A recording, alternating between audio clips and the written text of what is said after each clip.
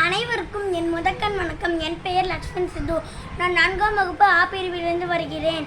நான் இப்பொழுது சுபாஷ் சந்திர போஸை பற்றி கூற வந்துள்ளேன். தன்னம்பிக்கையை மனதில் பதித்து விடாமுயற்சியை செயலில் காட்டி தேசபக்தியை நெஞ்சில் சுமந்து நேர்மை வழியில் நடந்த உண்மையின் திருவுருவம் தான் நேதாஜி சுபாஷ் சந்திர போஸ்.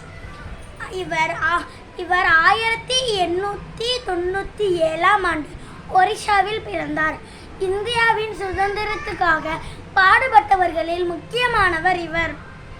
நாட்டுக்காக ஆயுதம் ஏந்தி போராடிய மாவீரனும் இவரே.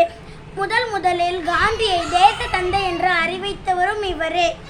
பள்ளிகள் முதல் போர் முனையில் பயன்படுத்தும் ஜெய்ஹிந்த் என்ற ஸ்லோகத்தை முதலில் அறிவித்தவரும் இவரே.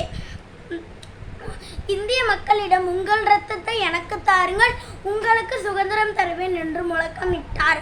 இந்திய மக்களின் பலத்தை உலகுக்கு காட்டின மாமனிதனும் இவரே. ஒவ்வொரு நொடியும் சுதந்திரத்தை மட்டும் நினைத்து கொண்டிருந்த மாமனிதனை நாம் நினைவில் கொள்வோம். அனைவருக்கும் என் சுதந்திர தின நல்வாழ்த்துக்கள். நன்றி, வணக்கம். ஜெய்ஹிந்த், ஜெய்ஹிந்த். வந்தே மாதரம், வந்தே மாதரம்.